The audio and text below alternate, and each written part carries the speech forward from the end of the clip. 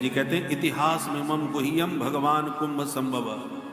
ये कुंभज ऋषि से ये इतिहास मैंने सुना था परीक्षित, जो प्रसंगानुसार तुम्हें सुना दिया।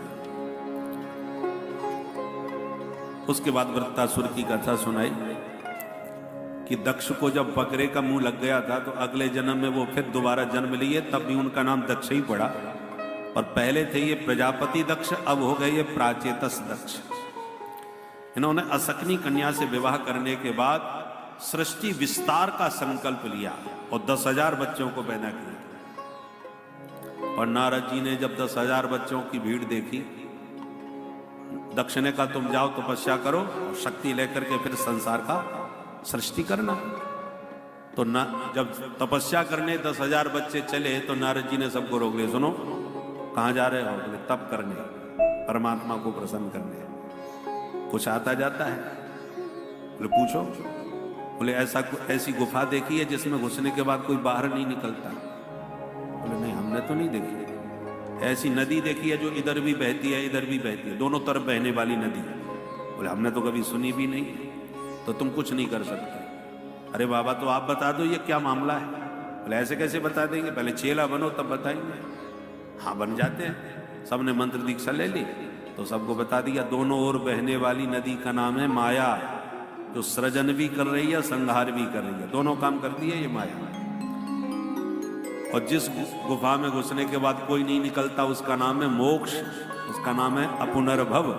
यद्गत्वा न निवर्तन्ते, वो मोक्ष एक बार हो गया तो लौट के नहीं आना इस संसार में। ऐसे समझा दिया और सबको महात्मा बना दिया अपने जैसा।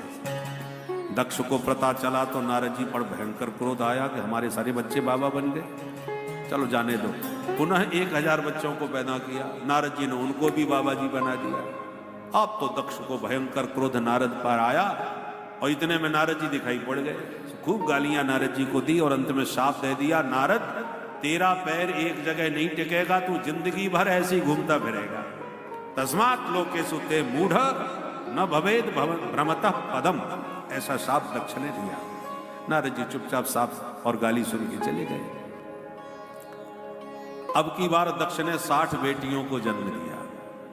बोले बच्चे तो सब बाबा जी बन जाते हैं नारद जी के चक्कर में, अब बेटियां 60 पैदा करें। उनमें से 27 बेटियों का विवाह चंद्रमा से किया। अश्विनी, भरणी, कृतिका, रोहिणी, ये जो नक्षत्र हैं ये चंद्रमा की पत्नियां हैं।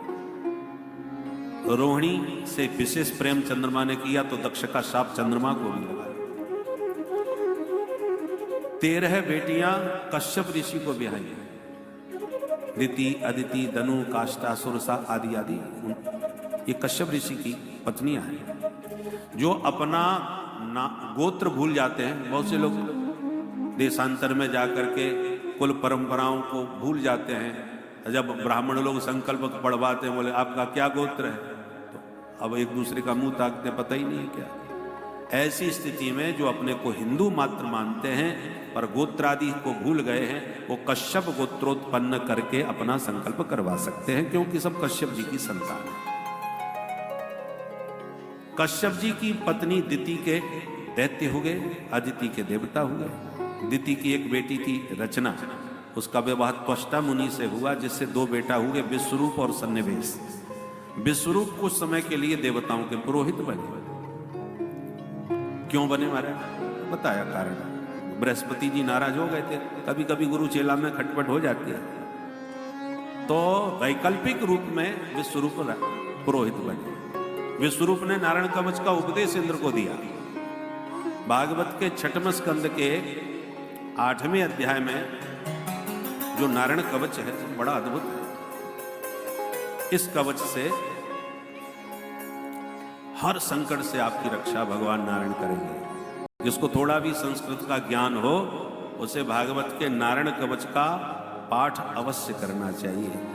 तमाम जो भूत प्रेतों की बाधाएं होती हैं, कोई एक दूसरे के ऊपर जादू टोना जो कर देते हैं, जो नित्य प्रति नारायण कवच का पाठ करे उसके ऊपर किसी का कोई जादू टोना नहीं चलेगा। कोई भूत प्रेत की बाधा उसे कभी प्रभावित नहीं कर सकती। इसलिए इस नारायण कवच का पाठ अवश्य करना चाहिए। बहुत दिव्य कवच है ये भागवत का। अभी जब कोविड का समय था तो एक ने हमको फोन किया कि हमारे तो परिवार में 10 सदस्य हैं और 10 को कोविड हो गया, कोरोना हो गया, क्या करें महाराज, अब तो हमारे यहाँ भी कोई नहीं आ रहा, तो आप कोई उपाय बताओ। हमने कहा कि आप नारायण कवच का पाठ करो। हमारे मन में आया कि नारायण कवच की इतनी महिमा, चलो प्रयोग करके देखते हैं। तो बोले महाराज हमारे तो कोई आ नहीं सकता, हमको संस्कृत आती नहीं, तो आप ही करवा दो। हमने कि एक व्यक्ति के नाम से 1100 पाठ नारायण कवच के होने चाहिए, तो आप ही कराओ। तो फिर हमने 25 ब्राह्मणों को बुलाया और उनके द्वारा नारायण कवच के 1100 पाठ कराए। और भगवान की ऐसी कृपा हुई कि 10 के नाम पर 10 दिन तक लगातार 1100 पाठ हो गए और सब पूरा परिवार एकदम स्वस्थ हो गया। फिर उन्होंने प्रचार करना चालू किया कि हम तो ऐसे ठीक हो गए, तो फिर उन्होंने भी किए। परिणाम ये हुआ कि इतने पाठ नारायण कवच के हमारे यहाँ चले पूरे कोविड काल में कि ब्राह्मण हर समय नारायण कवच के पाठ ही करते रहे। और ठाकुर जी की कृपा भी ऐसी हुई ब्राह्मणों के आशीर्वाद से कि जिसके संकल्प से पाठ लिया वो सबके सब स्वस्थ होकर के आए। जो बहुत दयनीय स्थिति में हॉस्पिटल में पड़े थे, वहां से संकल्प करवा रहे थे और सब स्वस्थ होकर के आए। उसके बाद हमको भी लपेट लिया कोविड ने। तो जब हम हॉस्पिटल में गए तो फिर हमने घर पे फोन किया ब्राह्मणों को कि भाई हमारे नाम का करो। अब तक हम दूसरों का करवा रहे थे, अब हमको अपने लिए भी करवाना पड़ा। हॉस्पिटल में स्थिति बहुत हमारी भी गंभीर हो गई थी, परंतु ब्राह्मणों ने पाठ किया और भगवान की कृपा से स्वस्थ हो गए। और इतने स्वस्थ हो गए कि कोविड से जो स्वस्थ होने के बाद में कई महीनों तक ठीक से नहीं चल पा रहे थे, पूरी तरह स्वस्थ नहीं हो पा रहे थे, और हमने 2 महीने के बाद ही भागवत कहना प्रारंभ कर दिया था। तो हमने उस कोविड काल में इस नारायण कवच का चमत्कार स्वयं प्रैक्टिकल भी किया और दूसरों को भी करवाया। तब से हमको बहुत विश्वास इस बात पर हो गया कि आप लोग भी नित्य प्रति नारायण कवच का पाठ करें।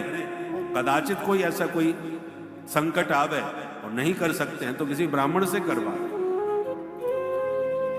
तो नारायण भगवान की बड़ी कृपा। तो विश्वरूप ने ये कवच दिया है इंद्र को, इंद्र ने ये कवच धारण किया। पर देवताओं की शक्ति बढ़ाने के लिए एक बड़ा यज्ञ करवाया। यज्ञ में दैत्यों के नाम की भी आहुति विश्वरूप देने लगे, क्योंकि विश्वरूप दैत्यों के भांजे लगते हैं। तो मामा जी के पक्ष में जाकर के थोड़ा उनको भी शक्तिशाली बनाने लगे यज्ञ में। इसी बात पर नाराज हो गए इंद्र और उन्होंने गुरु जी की गर्दन उड़ा दी, गुरु हत्या कर दी, ब्रह्म हत्या लगी। ब्रह्म हत्या को 4 भागों में बांट दिया। पहला भाग पृथ्वी को ऊसर भूमि के रूप में मिला, दूसरा भाग जल को फैन के रूप में मिला, और तीसरा भाग वृक्षों को गोंद के रूप में मिला, चौथा भाग स्त्रियों को भी रजो धर्म के रूप में मिला। ब्रह्म हत्या से इंद्र बच गए, परंतु त्वष्टा मुनि को पता चला कि मेरे बेटे की हत्या कर दी इंद्र ने। तो इंद्र शत्रोर विवर्धस्व माचरम जहि विद्विषम, इंद्र को